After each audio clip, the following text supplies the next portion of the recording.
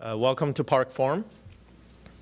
My name is Ed Chi. I'm the area manager for a group called Augmented Social Cognition here in the Intelligent Systems Laboratory. And it's a group dedicated to doing research on how to help a group of people to remember, think, and reason.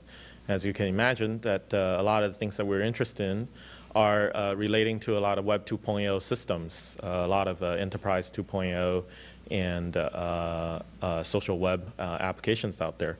And so this is part of a special series called Going Beyond Web 2.0 that will be running all the way through to the end of March. And we have a lot of really exciting speakers coming up, of course, including today's. But we have Charlene Lee next week from Forrester Research, who's a fairly well-known blogger and analyst in this area. She's going to be here next week. And then we have a very interesting and hopefully going to be very, very entertaining presentation by Guy Kawasaki of the Garage venture, technology venture fame. And he's going to be talking about a website that he's built called Trumors. And that's on December 13th. And then we will be taking essentially a Christmas break. And the next talk will not be until January 10th, when Bernardo Huberman, a researcher that used to be here at PARC, is going to come back and tell us a little bit about the research that he's been doing over at HP. And beyond that, we'll have Chris Anderson of the Long Tail Book here, and Fernanda Villegas and Martin Winberg from IBM and the Mini Eyes website. We'll have people from kiva.org. That's going to be here. Andrew McAfee from Harvard Business School. And Katie Payne, a noted, well-known person in social media measurements, and so on and so forth. So I hope you guys will continue to show up and support this forum series. But today, we have Garrett Camp, who is the founder and the chief product officer for a company called StumbleUpon. This is a web service that started I think about 2 years ago, and was just recently acquired by eBay, and about three months ago. Does that sound about right? Yeah. And Garrett is responsible for StumbleUpon's product design and strategy. He has guided StumbleUpon's design and development since 2001, actually. And from inception to now, they have actually about 4 million users. Quite a feat. And Garrett completed his master's in software engineering at the University of Calgary, where he researched collaborative systems, evolutionary algorithms, and information retrieval. He's also the 2007 recipient of the MIT Technology Review's TR35 award. I think this is only given out for people who are under 35 who are going to be making lots of interesting contributions in the future. So he's going to be telling us a little bit about the design and the running StumbleUpon, and take it away. Okay.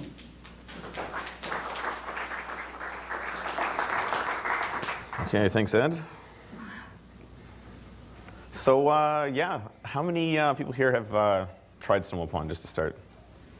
Okay, so most. This will probably be pretty easy then, because you know a lot of things I'm talking about. So yeah, I started StumbleUpon with a couple partners back in Canada in late 2001. And just a couple years ago, I actually moved down to the States. So kind of interesting transition going from kind of in your bedroom for 4 years to the kind of Silicon Valley, rat race for the last couple. But it's worked out pretty well. So for the last couple, actually just to start here, I'll give a kind of an overview of StumbleUpon, how it fits in with kind of current web systems, current web trends.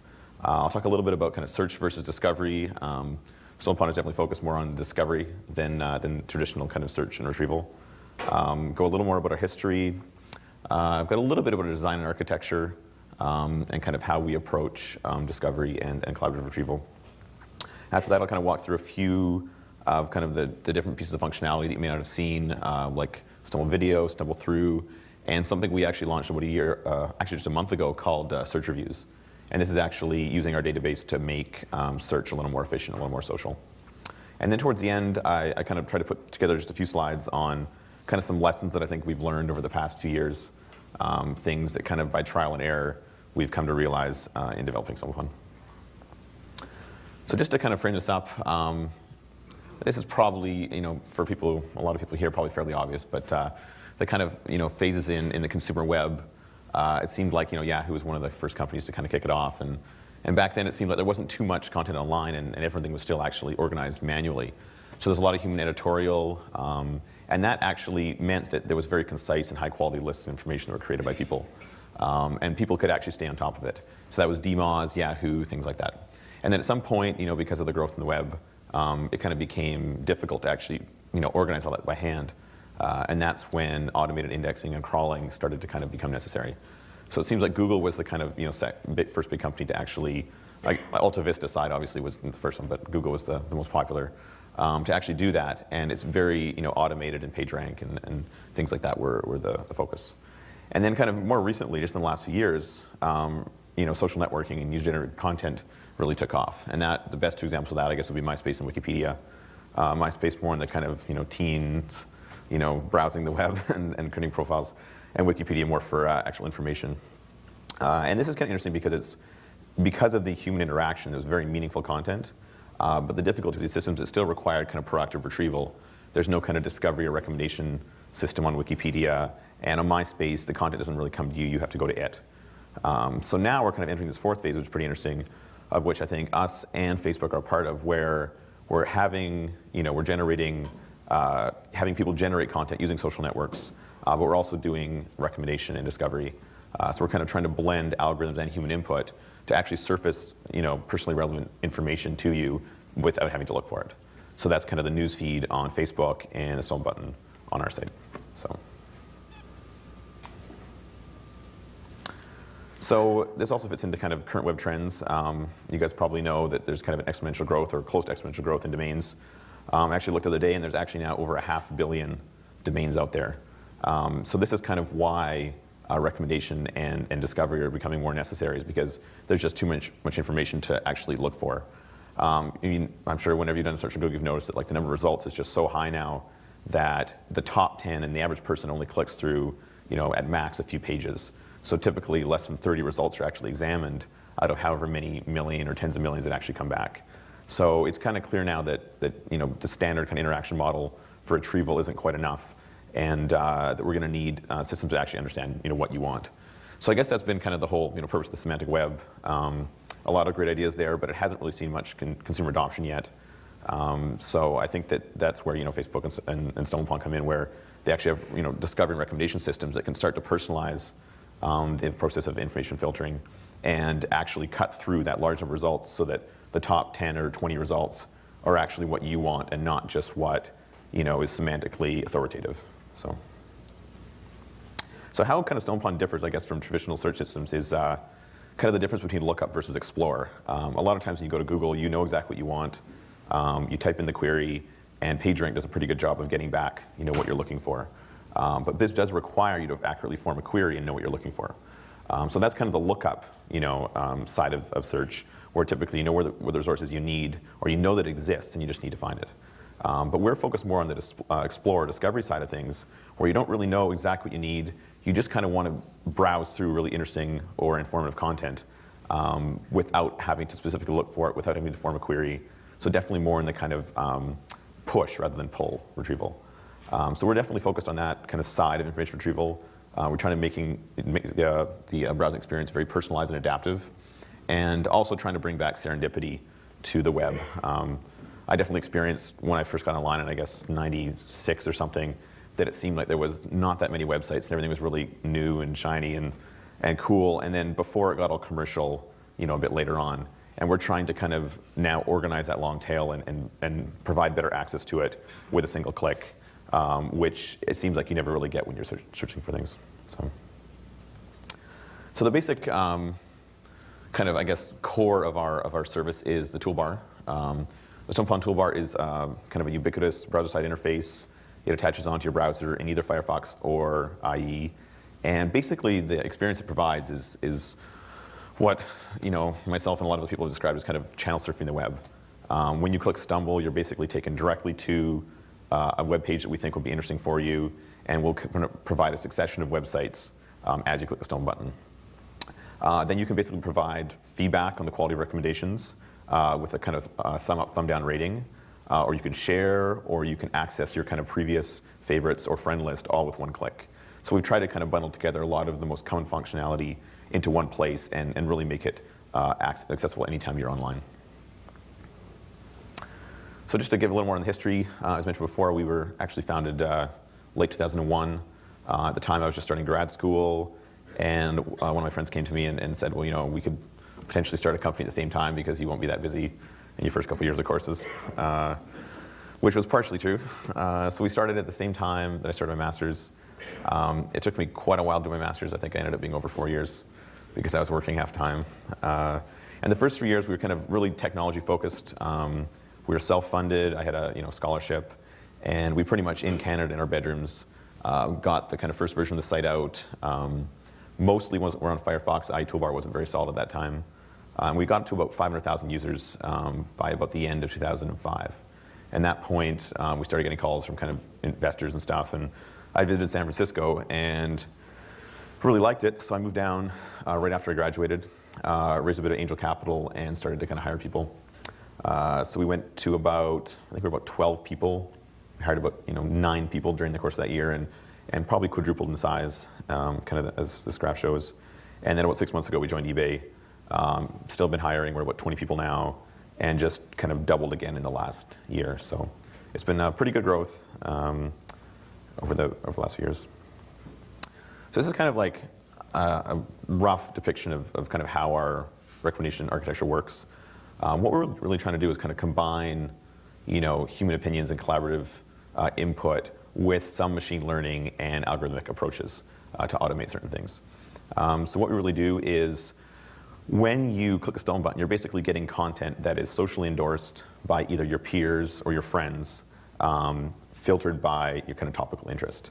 So anytime that, every single piece of content on StumbleUpon, we got about 13 million URLs, is a page that someone has clicked I like it to. So whenever you click I like it, if it's not in the database, it will be added and attached to your profile. We'll classify it, we'll figure out what it's about, and then put it into our database. And then we have kind of a clustering engine that will, every kind of couple minutes, look at all the things that people have rated, all the topics they're signed up for, all their tags, what they search for, things like that, and try to identify kind of nearest neighbors or like-minded individuals on the system. So when you first start stumbling, you're getting kind of popular content, in all the topics you're signed up for, but you're also getting content that people very similar to you, based on your feedback, have recommended. So as you kind of start to rate, it will incrementally improve the quality of your stumbles. So this is a pretty interesting architecture. It's started off based on traditional collaborative filtering, and then we've definitely added more kind of social and community features as time's gone on. So here's some kind of rough stats, kind of where we stand today. We're about 4 million registered users, mostly Firefox at this point. We actually started off, the very first version was IE, but our developers, well, the developer Jeff was a Firefox user, and I actually got a typo right here, Firebox. And he spent all his time on the Firefox version, so it became quite good. It eventually hit the kind of Firefox add-ons top 10 list. So we had probably 90% of our installs on Firefox to start. And then very recently, just in the last year, we actually added an IE version that is now about kind of 50-50 in terms of installs. We've hit about, actually just last week, 3 billion stumbles, which is pretty cool. We're doing about 10 million stumbles per day. And one interesting stat we found is that because of the kind of random nature and in fact we're kind of taking people to places they normally wouldn't have gone before, we've noticed that stumblers actually visit about 170 domains per month. And according to Mediametrics, this is actually well over double what an average internet user visits. So we really think this is kind of indicative that we are kind of taking people to new places on the web that they wouldn't have found otherwise. Our database is currently about 13 million URLs, and we actually get over 25,000 new submissions per day. Partially because the actual interface to submit new content and to rate content is the same. It's still just the I like it button. And because the interface is very simple and easy to use, we've noticed that over 90% of people actually rate recommendations at some point. So people don't just stumble, they actually do provide feedback in either thumb or thumb down ratings. And over half of people will actually submit new sites that they haven't just stumbled upon. So this is, people will be just, on a blog or surfing somewhere, and they'll think this is a great site, and they want to post it to their blog, and they'll click I like it and add it to our index. So that happens about 25,000 times a day. which is significantly more than Dig. I think Dig is getting about 5,000 a day. So definitely that kind of one-click interface has kind of helped that. So for people who haven't tried Stumble, I guess to kind of compare us to other web services, on MySpace, definitely the most, first, but recently most popular social network. Definitely the purpose was to kind of create your personalized page, express yourself, and the main two activities, even in the words of the founders, were browsing profiles and listening to music, and that's really what made it popular. Delicious is much more focused on content, on tagging. It's a memory tool, so you can store your bookmarks online and make them accessible from anywhere. And the secondary purpose is that you can look at other people's bookmarks. I think that Joshua definitely intended this more as a tool for him to kind of store his bookmarks. Dig is also kind of in this social news and social media kind of space, but it's very temporal. It's very focused on tech news. And it's really, you go there to see kind of what's hot now in tech, and that's the primary purpose. And now Facebook obviously is the hottest thing going right now, and it's definitely kind of main purpose is just kind of see what your friends are up to. Research paper recently said that its primary purpose is actually to facilitate gossip, just so you know what your friends are up to, and when you actually see them, you have something to talk about. So we're kind of different from all these in that we're not simply limited to temporal like Dig. We definitely try to aggregate activity in a newsfeed kind of style, but not through a traditional web interface like a newspaper. We try to do that, but instead deliver it with a kind of channel surfing metaphor where you flip through the content and we'll let you basically channel surf all the content that has been endorsed by like-minded people. So we're kind of similar to all these services in a way. We definitely have the social networking aspect like Facebook and MySpace, definitely more the content and tagging and user-contributed data like Delicious and Dig, but we're definitely delivering it in a different way than either of them. And this actually leads to some kind of pretty interesting characteristics of profiles. For those of you who've stumbled and visited profiles, you'll notice there's a very different feel of profiles on StumbleUpon versus other networks. On Facebook, it's still fairly static. It does have a bit of a log of activity, what you're doing, but much more of it is kind of your stats and your profile. On StumbleUpon, we don't really have a lot of that information. It's really much more about a log of what you've come across on the web and what you've given a thumbs up to. So these kind of profiles they're built incrementally. They reflect the kind of almost like a lightweight blog of what you've been interested in, what you've discovered. But because people have been fed kind of really interesting stuff that other people have found, they tend to be richer and more interesting than your average blog for the amount of effort you put in. So it's pretty interesting. It's there's not a lot of one-liners and witty comments like you'll get on MySpace. It tends to be a kind of more interesting log of what is interesting to those people. So here's a couple things that some videos been around for a little while, something we've kind of been focused on recently. This is our first kind of foray into doing recommendation without the toolbar. We actually noticed that YouTube was one of our most popular URLs in the database, along with Google Video, and we realized because they're embeddable videos, we didn't actually need to have a toolbar interface to recommend all that content. So we developed an AJAX interface that you didn't need to install or even register to start using it. And basically what this does is aggregates all the best content that has been rated by stumblers on YouTube, Google, MySpace, and MetaCafe, and really tries to give you kind of a personalized TV channel. So as you stumble, you'll be getting content video that has been rated by like-minded people within topics that you're signed up for, and it kind of gives you that kind of tour just like you would for web pages. And over time, it looks at not only your thumb up ratings and what topics you tend to look at the most, but how long you spend on a video, what percentage that you watched, things like that, to try to figure out what you like. We've also even customized this for the Nintendo Wii to kind of try doing this for set-top boxes. So we've actually kind of just changed the interface, the same actual back-end engine, but a new interface for Stumble Video. So if you go to Stumble Video on the Wii, you'll actually get this customized interface. So this is actually pretty interesting because it's probably the closest online experience to traditional channel surfing. Excuse me. So Stumble Through is a new thing that we've actually only had out for a few months. And this basically allows you to do discovery within a single domain.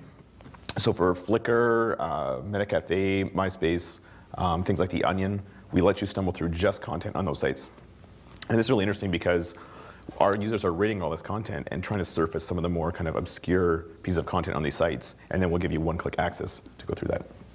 And probably the most popular one we actually use there is Wikipedia.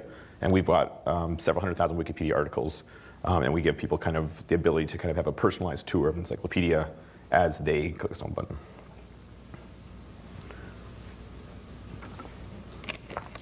So in terms of making money, which is kind of a requirement, I guess, for a Web 2.0 property, the main way we do this is something called Stumble Ads. And what we do is, as people are stumbling, we'll actually put in a sponsored URL that advertisers had said they want to show to our community members. So about 1 in 20 at maximum will actually display a ad, just like shown here. And you'll see a little green icon. It'll say this ad is sponsored. And basically people will be taken directly to an URL that the advertiser shows. So this is a very interesting way to kind of launch products, launch services, perform surveys, do branding, because no click-through is actually required. We don't have banners that people have to click on. We can take people directly to that page. And this is pretty interesting because people actually rate the advertising. So basically keeps advertisers honest and lets us determine the quality of ads. So whenever you get an ad, you're not just getting whatever ad people have paid the most to see, but you're actually getting the best quality ad of all the potential ads you could be shown at any given time. So it's pretty interesting because, first of all, it keeps the advertising higher quality, and second of all, it gives feedback to advertisers on the quality of their ads. So if you see a lot of thumbs down on your ad, you know you should probably change something or improve the targeting or something like that. So this is definitely not your CPM or CPC model. It is kind of a cost per visitor model, and we basically just charge 5 cents per per visitor. And this worked really well for us. Way better than AdSense, way better than premium service. No one really seems to mind as long as we try to show them the best ad and it's well targeted.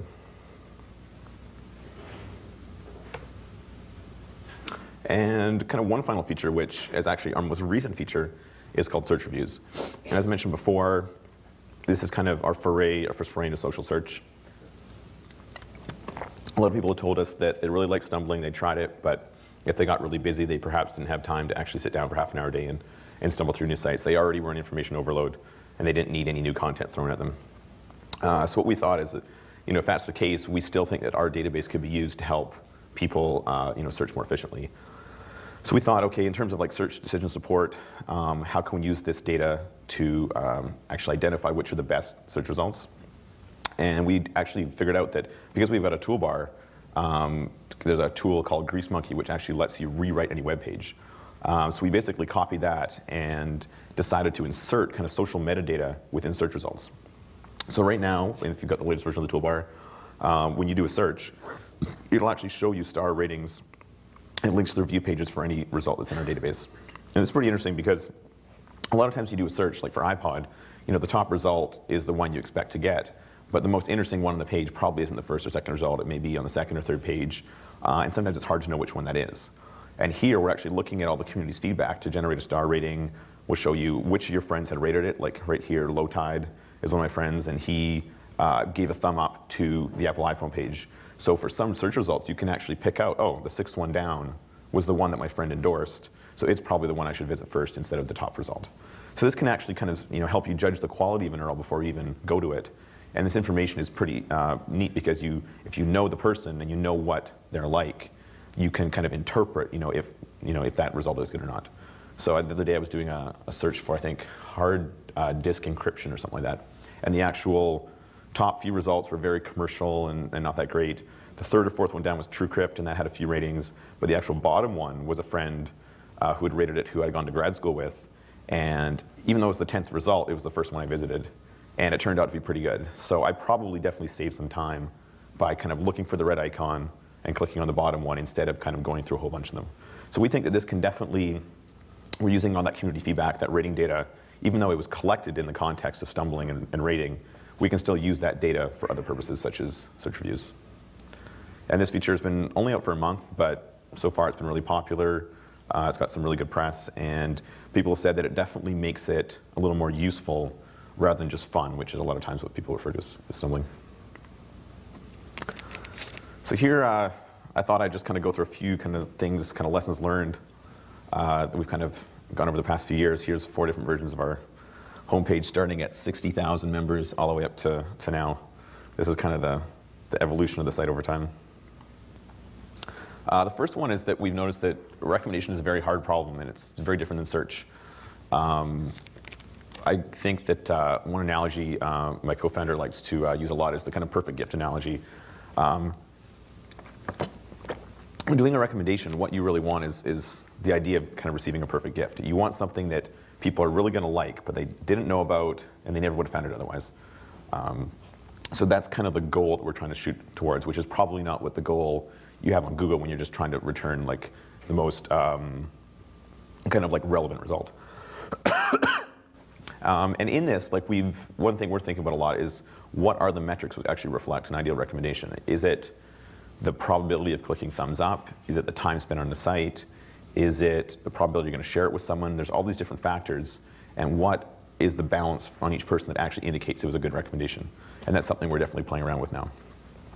Another interesting thing is that we've noticed people's tastes change a lot as they get exposed to more information.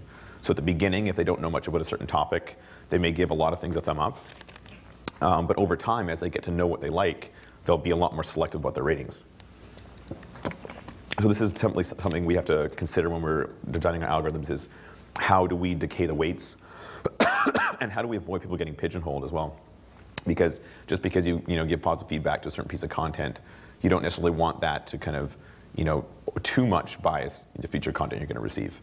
So these are kind of issues that we've been thinking about a lot, and they're very different than kind of the problems you encounter in search, because it's in a very personalized context and there's always feedback being provided. The other thing we've had a lot of success with is the idea of using social networks to distribute content. I think both Facebook and us are probably the top two examples of people doing this right now.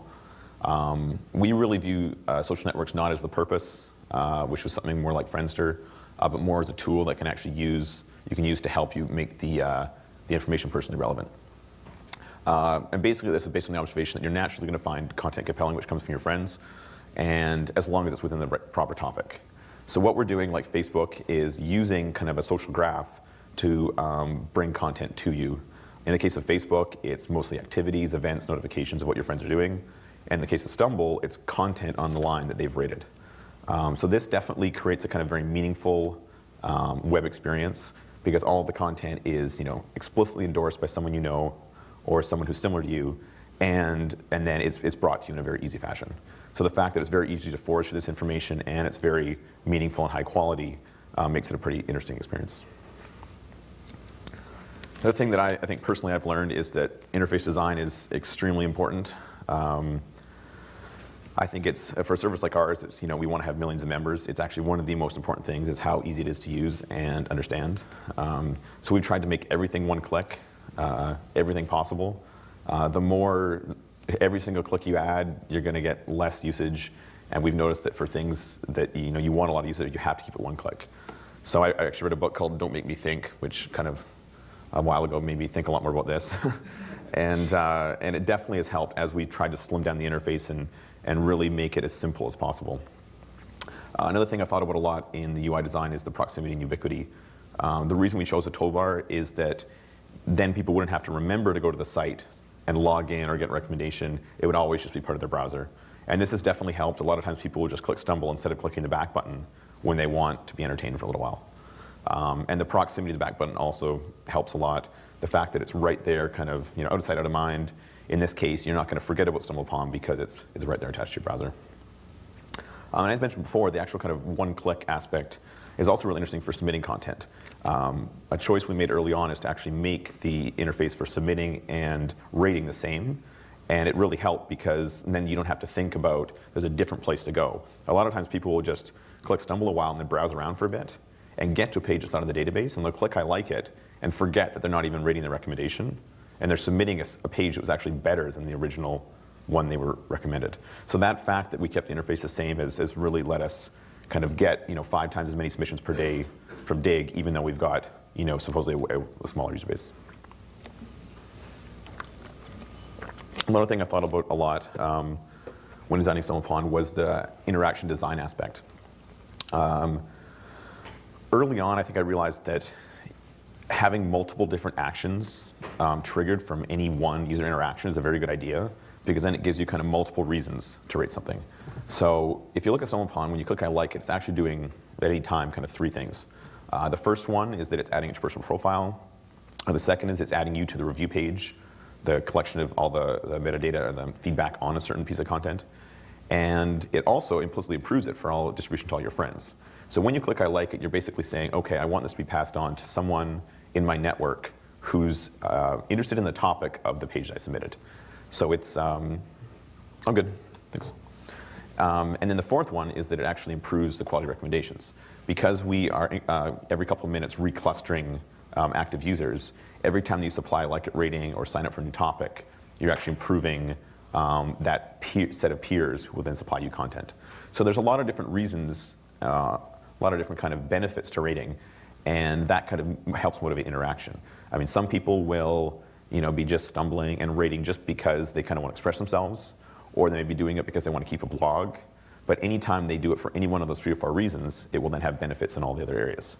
So this, we found, has really been important in terms of kind of getting people's, to interact with the site and being able to leverage this data we collect in a lot of different ways. Another thing that we've really tried to do, and we think is really important for any kind of computing system going forward, is just to personalize it, make the experience very personalized, and to make it unique for each person. So in StumbleUpon, pretty much, I don't think anyone's probably ever had the exact same tour. I mean, any time that you stumble, depending on the time, that if you click I like it, which topic you send it for, it will always be different. Because not even if you don't do anything differently, other people around you are going to be doing different things, and that will change how your clusters are. So every single person's tour is unique, and it really allows this kind of serendipitous discovery where you find things you don't even know existed, but have to be very interesting. And the key bit that every single interaction with the system actually improves the quality of future recommendations is also pretty key. I think that, I think it's every 2 or 3 minutes these clusters are recomputed. And so basically you could potentially, even within the course of a single session, potentially see it learning and kind of focusing more in on things that you'll find really interesting rather than just what's kind of popular or hot right now. And all this clustering is basically done on, based on the similarity and rarity of topics, ratings, and tags, are the kind of key axis there. The thing we've realized is very important within a kind of community and a social system to kind of leverage the social incentives and rewards to encourage interaction. One of our most compelling methods on StumbleUpon, the highest quality method of recommendation we found, is when you get a direct referral of a site to a friend with a comment attached. So in this case, we're actually kind of, people are saying they want to share stuff with a friend, and that's the reason they do it. But that actually, in aggregate, creates a way better experience for all the recipients of that content. So we're really focused on how can we make, attach social data and social endorsement to content, because it makes the experience way better. The interesting thing about the kind of social aspect is that when you actually stumble through, we have a feature where you can go to a person's page and say, stumble my favorites. And this lets you actually kind of go on a tour of all the things that they gave thumb up to over the past, the entire time they've joined StumbleUpon. So if you go to my website, you can stumble through my 20,000 favorite websites that I found over the past 5 years. And when you're doing that, you can actually get a pretty interesting idea of what I'm interested in, far better than you can off of Facebook or MySpace, because it spans any piece of content that I've ever clicked I like it to. So there's kind of a second kind of motivation to interaction here that, I know that by reading a lot of content, as friends join StumbleUpon, they'll actually get to know me better by touring that content. So there's a lot of kind of social motivation here to contribute beyond just I'm going to get better stumbles. The other interesting thing that we've noticed is randomness, to a certain degree anyway, can definitely compel interaction and make something fun to use. This is actually kind of based on a piece of research by B.F. Skinner. He was actually studying operant conditioning, I think it was in the 60s, and he kind of noticed that if you always give the same reward, like either no reward at all or a consistent reward, you tend to get less interaction. But if you give the juice or whatever, randomly, people will actually interact more. And I think in the case he used rats. And in a way, this is kind of like gambling, and this principle has been used in a lot of other different systems. But we've realized that's part of the thing that makes StumbleUpon so compelling and so addictive, is that you don't really know what you're going to get. There's always that sense of surprise when you click the Stumble button. And as long as a high enough percentage of it is actually very interesting, people are actually more compelled to keep exploring than if it was just consistently very good or consistently bad. I mean, obviously if it was consistently bad, you would just stop using it, but if it was just always good, people will, they actually kind of want to have that relative reward to kind of compel more interaction.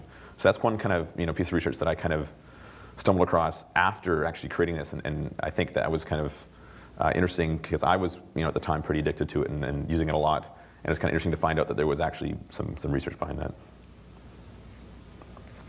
The other interesting thing that we've realized is that the actual semantics of an interface are extremely important. When we first started, we decided we'd have 3 buttons. We at first thought, okay, 5-point scale, you'd rate 1 to 5 stars. And I'd read that 7-point was the optimal level in terms of getting the most precise assertion of quality. But we thought 5 stars was the most kind of common. So we were going to use that. And then we thought, but that's a little bit much. We kind of want something to be kind of like quality, not just stars. So we decided, okay, good, bad, great would be the best thing to use. So we put 3 buttons on the toolbar, and for the first maybe year, people were rating good, bad, or great on all this content. And then we actually found out that the ratings they were giving were not very accurate at all. Sometimes they were extremely off, and people would be like, oh, it's a greatly designed page. I'm not interested in it, but it's really well designed. Okay, good. Or it's a great page, I agree with it, but I don't like it. Or people were not actually accurately rating because they weren't doing it in a personalized context. And then at some point I realized that it'd be much better if we just made it less ambiguous and we just said like, dislike, and that'd actually be better data to collect. So when we actually made that change, we got way more rating data. The data was way cleaner, way more meaningful, and it totally improved the quality of our service. And that was literally just one small change, taking 1 button out, changing 2 words, and it improved the quality of our service by, it's kind of hard to measure how much it did. So definitely, when you're designing applications, like that's something that I think that, you need to think a lot about, the kind of human factors, and making sure that the word that people see when they make that interaction fits with what kind of you're trying to achieve. The other thing we've actually thought is pretty important is to automate as much as possible. Tagging kind of took off about the time just before when we came down, about a year before. And we'd never had tagging. We'd been classifying before, but and we realized that part of the reason that StumbleUpon was attractive to people that were less technical and less motivated is that you didn't need to tag. You didn't have to spend the effort. And what we've always done is let the content come in and then try to assign 1 of 500 tags to it, and basically just get it roughly right, and not require people to put in that extra effort. So to do this, we kind of created our own little classifier and optimized it, and then we also said, okay, sometimes it's going to get it wrong, and let the community correct that if you want. But for probably 80–90% of the URLs that have come in, we just had a classifier roughly put it in the right category. And this has significantly reduced the effort that people need to devote to use StumbleUpon, and that's definitely let us kind of, there are 75-year-old grandmothers who are stumbling, and they're never tagging. All they're doing is clicking stumble, I like it, stumble, I like it. That's what all they do. But they are using a system, and I don't think they would ever be using Delicious. So I think that when it makes sense, we still have a tagging feature as well. So if you want to, you can tag. But to give people kind of like a simpler, lightweight version of something is a really good idea, because you'll get a lot larger number of people using it. So here's kind of just a kind of little bit about our future plans. The video thing we've focused on, it only kind of came out about less than a year ago, so only about 1/5 of our time, and we've been told that it actually is really in line with what the experience you get on television. So we're going to try in the future to spend a little more time on video discovery. The first thing would be just to get more content. Right now we've only got 4 providers, and we'd like to expand that to professionally produced content like on Hulu or NBC and some of these new ventures. We'd like to get eventually, when they start to kind of scan a lot of different content, like open up things like the Library of Congress, archives, things like that. We'd like to be able to get that in there, all at higher bit rates, and then also bring it to more interfaces. Right now we've only really got 2 interfaces. You can either access it through the website or through the Nintendo Wii, but we think that all set-top boxes in the future are going to have browser capability and Wi-Fi and stuff. So pretty much any place where you can watch content, video, we'd like to be able to bring some video to, and really create that kind of personalized, adaptive TV channel that's almost like IPTV, personalized IPTV, but through a toolbar and not through a traditional set-top box with a cable provider. The other thing we really want to focus on is the search review aspect. We think we've only just scratched the surface here.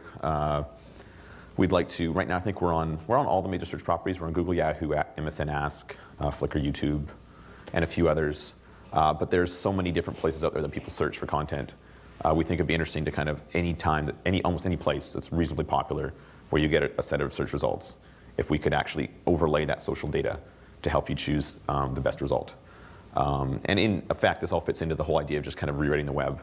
GreaseMonkey was the first kind of tool that did this, but every person was writing their own little script, and we think that using that approach is really great, but the key thing people want is just kind of an idea of what the quality of a piece of content is before they have to visit it.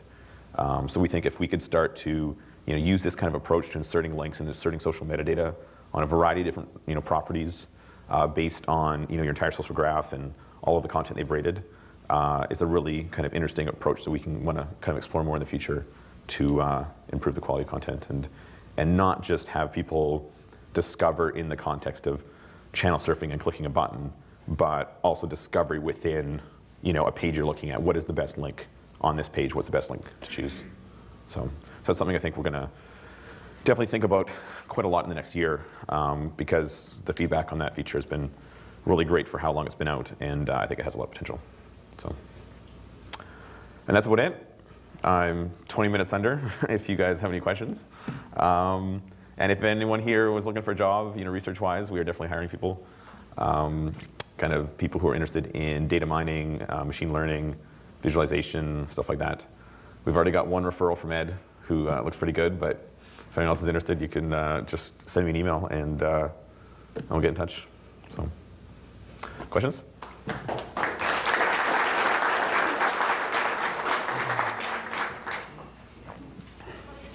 Relationship start with eBay, and how has it evolved, and how's it been working? So far, I mean, it's been pretty independent.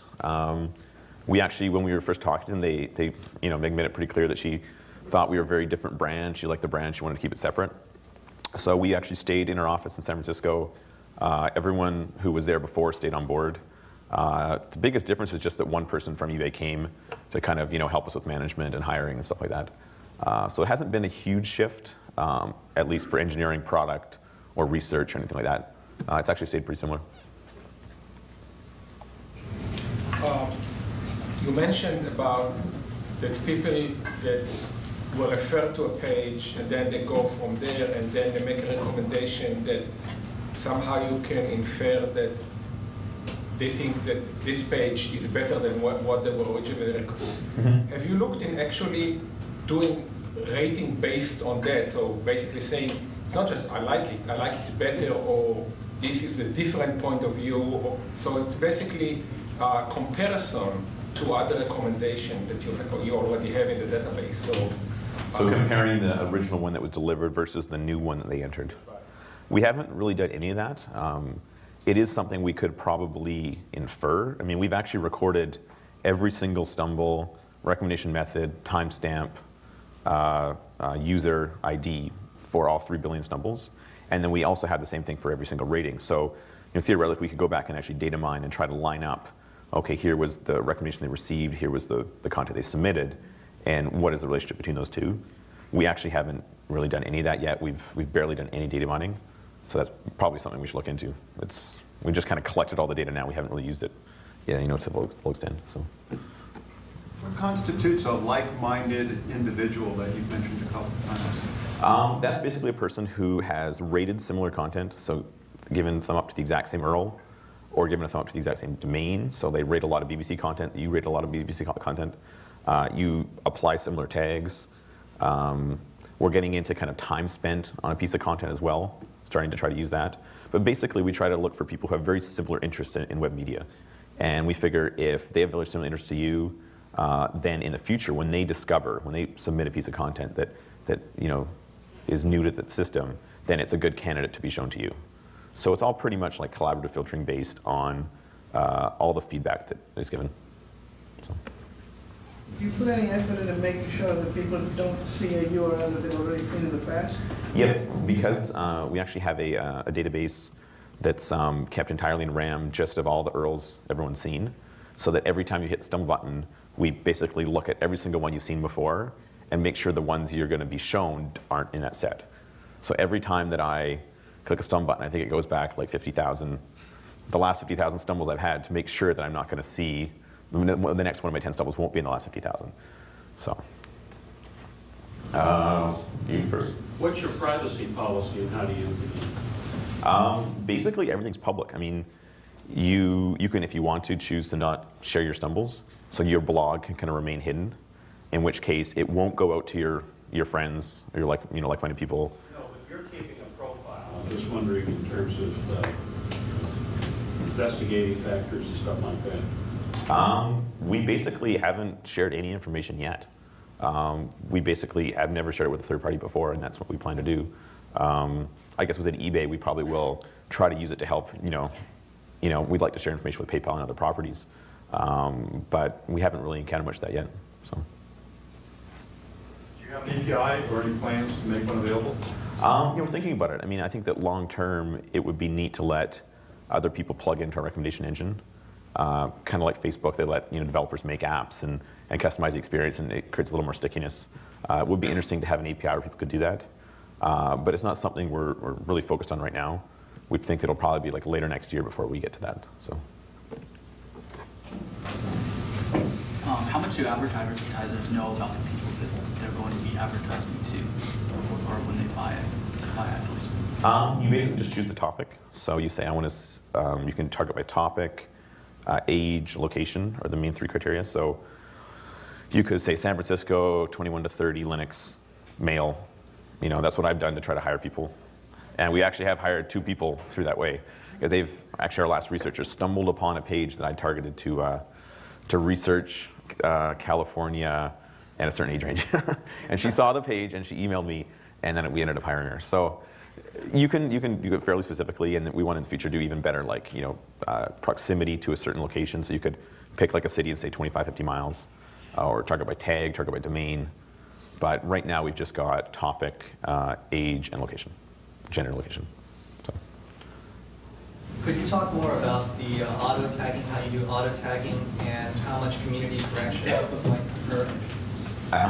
Community correction might occur. There's not a lot of community correction. I mean, it depends how popular the URL is. If something gets to be really popular, it will get corrected a lot, just like Wikipedia. If it's fairly, if it's a very rare URL that not a lot of people look at, if it's a little bit off, sometimes people won't care, or they won't bother to correct it. But I think the vast majority, I've never done a formal analysis, but the vast majority of content is just auto-classified with about an 80-something% accuracy. And then the ones of those other 20% that are misclassified, if it is compelling enough content and it gets enough views, it will be corrected. So we probably do have a fairly significant percentage of the database that is not actually in the correct topic, but it's content that isn't being seen that much, and people don't really mind if that 10% is misclassified. Have you run any cross-checks against like Delicious or other places which are doing tagging on those URLs? Not right now. I mean, that's something we should do is look at other places that have data. Right now, our classifier just pulls whatever's on the page. So if it's looking at Flickr, it will pull the tags from Flickr and things like that. But we're not using Delicious right now. So either or. How are you avoiding stepping on other people's patents? I didn't even really think about that. I just kind of make stuff, and we've never had anyone say anything, so I don't know.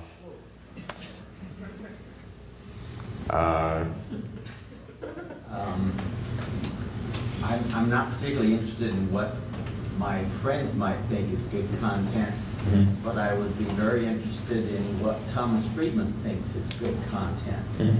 Is there any way of finding out who, like op-ed writers that you have a high regard for, are thinking is good content? Well, if you have his email and you invited him, then you could subscribe. But right now we don't actually have a way to identify experts. That's something we want to look into a little more, is try to determine based on people's contributions in the past and the quality that was deemed afterwards of that content. We'd like to be able to kind of have a list of per topic or tag of the most reputable individuals. So in the future, that's actually a feature I've thought of, is that you could subscribe to a particular person that wouldn't be called a friend. They would just be like a source. And there would be someone that you don't actually know, but you know that they have really good content in a certain field. So that's definitely something we could try. Something like Last.fm seems to do something similar but for music. How adaptable would your engine be to dealing with things other than URLs? Fairly adaptable. I mean, as long as we have, the key thing we need is just some kind of metadata to put it into our kind of 500 topics. So with music, as long as there's some sort of tags or we knew the genre, it wouldn't be too hard. Basically our system is designed to have just anything with a HTTP. So we just assign an URL ID, and it could be music, it could be anything. It was fairly easy to make the shift to videos and photos and Wikipedia, things like that. I mean, that wasn't the initial sources we kind of envisioned. We were just signing up for any web page. And because we tried to make it fairly flexible, we should be able to do it for music or a lot of other types of media. So. Actually, a follow-up question to the Thomas Friedman question is, how do you know whether your recommendations are working? Well, that's one of the challenges. We track, one thing is just the percentage of thumbs up versus thumbs down over time. So we want to make sure that we have a graph of what percentage of people are clicking thumbs up versus thumbs down. If we see a drop in number of thumbs up and more thumbs down, then we know that we're not doing as well. And we actually do that also based on per method. So we have about 43 different recommendation methods, of which they kind of fall into 3 buckets, and one is kind of content from peers, content from friends, and content that's just kind of popular or hot or highly active in the system. And all those 43 methods kind of fall under those 3 kind of areas. And for each of those methods, we kind of look at and track quality, and we can use that to determine if recommendations are good or not. So I should probably go over here. A given URL has different content on different days, like a news site or a blog, where it's one day I like the posting, another I don't. How do you deal with that kind of variability? One day you like it, the next day you don't? Yeah, the next day they post something else, and I don't like what he said that day, so I click and I don't like, and then the next day there's do like. If you rated just the main blog, you would be saying you like the blog and not the piece of content. So it's true, there could be some bias, but we would think that hopefully you're not rating just because of that one post. Hopefully you're actually rating because of, you like the source in general. So we don't really distinguish right now between, is there like the temporal nature I talked about? We don't actually make any distinction right now. So you have to know that, in other words, to know what basically you click, like or don't like. They need to, a lot of times, and because you can have a particular post for a particular URL for a post, if they click on just a particular URL, then that'll be unique and they're rating the actual piece of content. But if they just rate the main blog, they're just saying it's the main blog. And it's true, some people may be giving that opinion on slightly different pieces of content. But our hope is that as long as people are reading a few posts, they're kind of rating the overall package and not the one little piece. So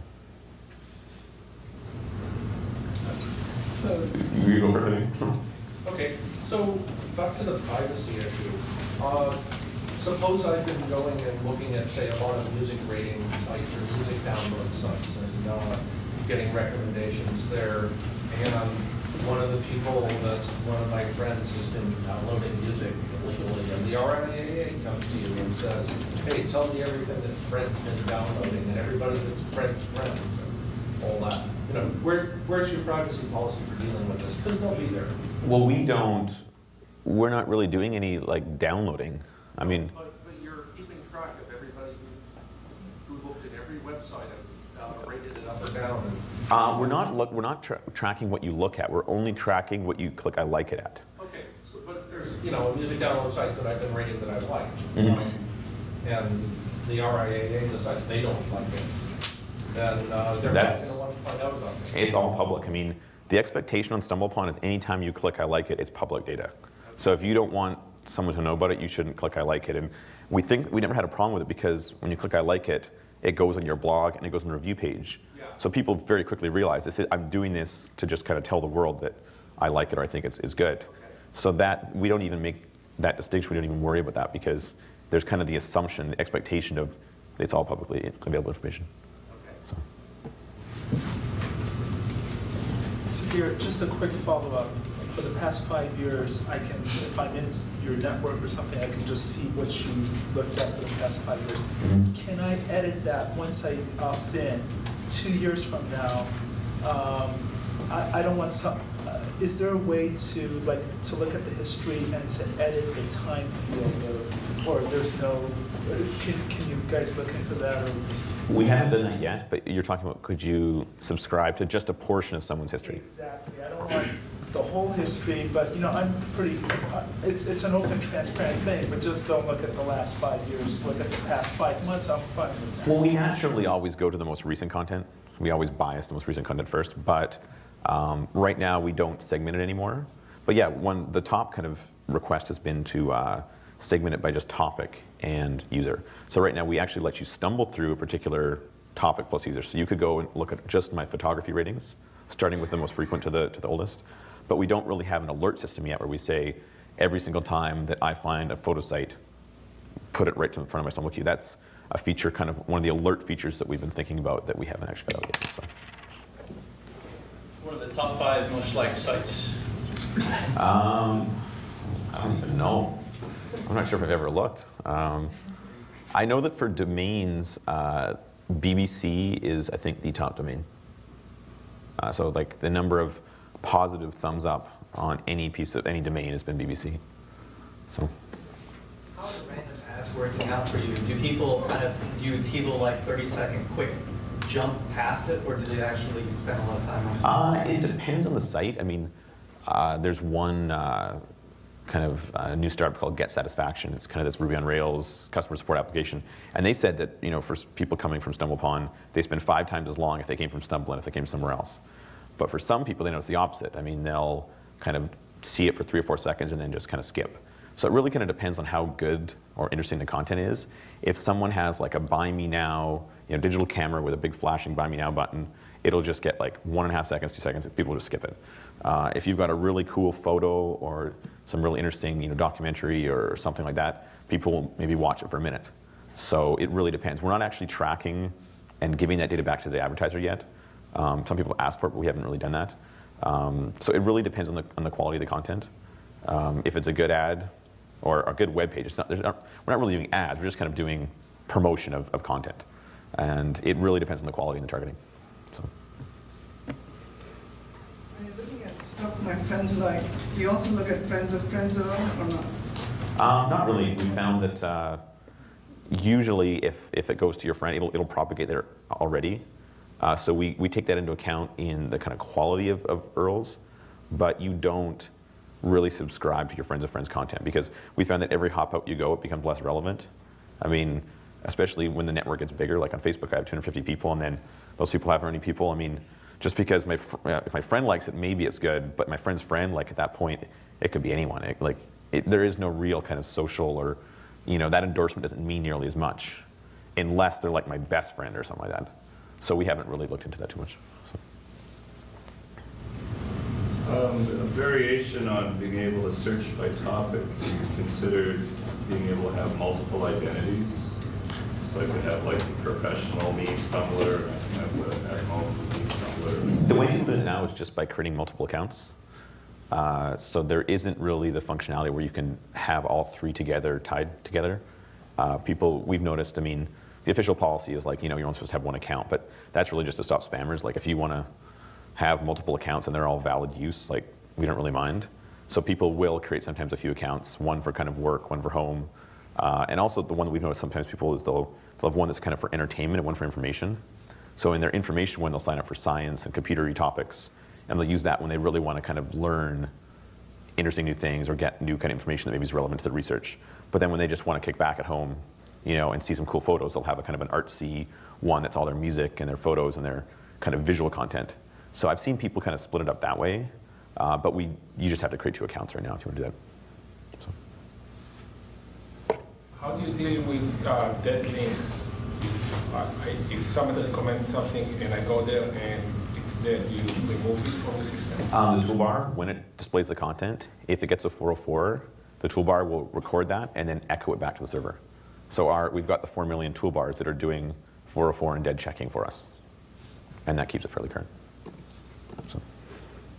What if a site keeps the same URL but goes through some kind of a redesign? So I hated it last month, but they've come out with something great and now I like it. Since I've already seen that URL, do I have the opportunity, or does it trash the old one because it went through a redesign? How would you deal with that? We don't currently do that. I mean, that's something that, you're right, I mean, it probably does happen fairly frequently on some of the bigger sites.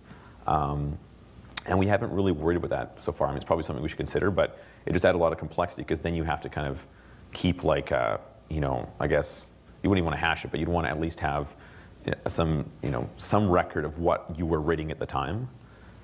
And we don't actually currently record what it exactly was you were looking at when you rated it. We just kind of record it. So is that related to the temporal issue that if I rated something 6 months ago, maybe it's not relevant anymore and somehow that should drop out or less weight? Just less weight, exactly. But the question is like how much less weight? I mean, in some cases that's probably true, but if you go in, like when you first start stumbling, you see some of the best content out there. I mean, if you sign up for 30 topics and stumble 500 times, you're going to see probably 500 of the best websites out there. So we don't want to discard just because you did that at the beginning and you keep on stumbling for 2 years. We don't want to discard that. So it's kind of something we're trying to kind of play with, and you know, eventually when we get these like really good, it will probably be a different objective fitness function for each individual. But then once we've determined what that objective fitness function is, we can figure out for who wants decay and who doesn't. But it's a pretty complex issue, not only with how do you decay old information, but you're right, what if the content has changed? And I think it's going to be kind of hard when we start, you know, recording not just what it is, but like what it was. I guess it's not more complicated. The magnitude of things also, just that it's like exponentially increasing, so how can you go back and check all of that? Yeah, I mean, I don't know, maybe you could tie it into the Wayback Machine somehow, but I don't know. You mentioned spam. How much evidence have you seen spam and how resistant do you think you are? It's fairly resistant because unlike Dig, where you can kind of try to get something and like, you know, vote it all up and then see that it got on the front page and it kind of works out. With StumbleUpon, it's kind of going out to these random people and you don't really know who, so you can kind of get a little bit of traffic, but it's harder to gauge the efficacy of it. And then plus, because we're clustering people together, you generally get content from your peers that in the past you've liked content from. So if a spammer comes in, the only way they can really cluster themselves to people in a meaningful way is to actually, you know, be a human. So it kind of is a bit resistant to bots and random rating. So I would say that our spam issue is actually pretty low. I mean, I know in Delicious, like 20% of the content is spam. 20% of all new URLs in. Or with us, I think it's probably a lot less now, like maybe a couple percent. So so far we've been pretty spam free. And I think in the future, like, it's going to be even easier once we start validating accounts. Like there's things like SMS verification and other kind of, you know, if you can verify that person is real and not a spammer, then you can, you know, distribute that content more widely. So far hasn't been a big issue, but I think it's one that's controllable. So. Pick one or one or two more. I'm absolutely baffled as to why your users rate advertising. Is there something, are they getting to view it for a shorter period of time if they rate it, or what?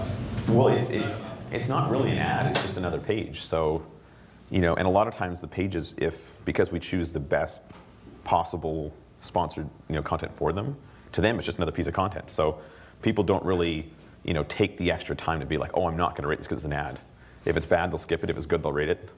They'll just treat it like any other piece of content. So. Are there, how do you bootstrap the system, and how much content do you need to actually get these recommendations? I started off by putting in my kind of 1,000 favorite URLs, and then I kind of invited a whole bunch of friends. We probably got up to maybe, I don't know, there's like a period of time where I just kind of surfed the web to try to find, I type in like gardening and try to find the 30 best sites and stick them in. And I did that for 500 topics. And then once I'd kind of gotten together, maybe, I don't know, 20,000 or something like that, then I had other people to start kind of help me do that. But I think after about the 40,000 point, we didn't really need to bootstrap it too much. Like, I mean, sure, when you went to certain topics like gardening, you'd only get 10 sites, you ran out, but, you know, then some people would be like, oh, this site's not in there, and they'd go to the gardening site and they'd rate it. And fairly quickly, we kind of got to the point where we didn't have to actively bootstrap. So I think there was just a period of a couple months at the beginning where I was kind of the lead bootstrapper with a few helpers, and then after that, it kind of unfortunately, it all kind of became, you know, we tried to build it into the system so we wouldn't have to do that anymore. So. All right, let's thank Garrett. Thank you.